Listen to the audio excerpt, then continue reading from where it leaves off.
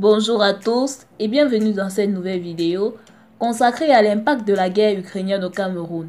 Si tu es nouveau, ne manque pas de t'abonner, d'activer la cloche de notification, de cliquer sur l'option toutes pour ne pas manquer nos prochaines vidéos. On commence. La véritable crise alimentaire arrive.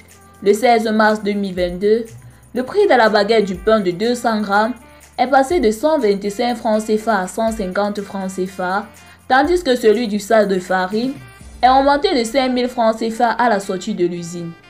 Ceci suite à une concertation entre le syndicat patronal des boulangers du Cameroun, en abrégé SPBC, et le groupement des industries meuniers, acté au terme d'une réunion menée par une concertation avec le ministre du Commerce, Luc Magloire Baga Ntaganda. Ce fait suite au conflit opposant la Russie à l'Ukraine. La Russie est le premier producteur de blé mondial, ayant produit 86 millions de tonnes de blé en 2020, selon l'Organisation des Nations Unies pour l'alimentation et l'agriculture. Ce fait cause d'énormes répercussions sur le panier de la ménagère, qui déjà subit une cure d'amaigrissement avec la hausse des prix de denrées alimentaires.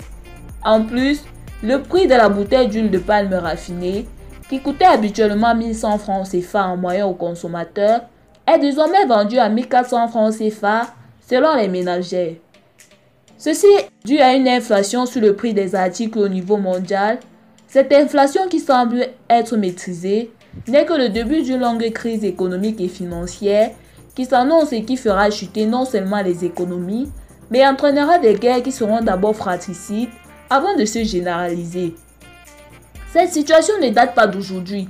Elle avait déjà été relevée il y a plusieurs décennies, et l'État avait consenti des moyens pour la création des institutions, à l'instar de la Société de développement du blé, en abrégé SODEBLÉ, qui avait pour mission non seulement d'encourager la production locale, mais aussi de réduire le coût de blé sur le marché et à encourager les exportations.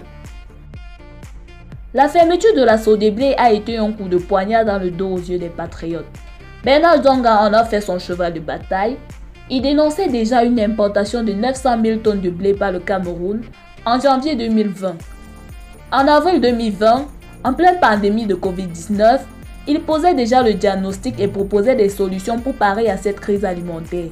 Il déplorait entre autres le manque d'organisation et de structuration du secteur agricole, l'inexistence des stocks de réserve, les faillites des coopératives cas de l'UCAO, les facilités fiscales accordées aux importateurs, l'utilisation des produits manufacturés agro-industriels parfois douteux, l'absence de contrôle de la production locale, du prix des quantités ou encore les répartitions. Pour parer à cette crise alimentaire, l'obligation est de produire plus en se dotant des moyens pour booster la production agricole.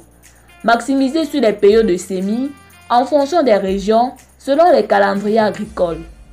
Engager tout ce qui est facteur de production sur le territoire national, entre autres terres, semences, engrais, tracteurs. Se ravitailler en facteurs de production manquants et imposer un rapport entre production et importation des produits vivriers.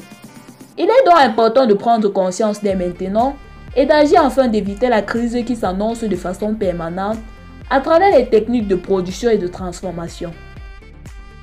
Merci à tous d'avoir regardé cette vidéo consacrée à l'impact de la crise ukrainienne au Cameroun. Pour vous, quelles sont les résolutions à prendre par le gouvernement camerounais pour pallier à cette crise qui sévit de plus en plus? Ne manquez pas de nous donner vos avis en commentaire et surtout, partagez cette vidéo avec vos proches et amis pour qu'ils soient également au courant et prennent conscience de ce que nous vivons actuellement. À très bientôt pour une nouvelle vidéo.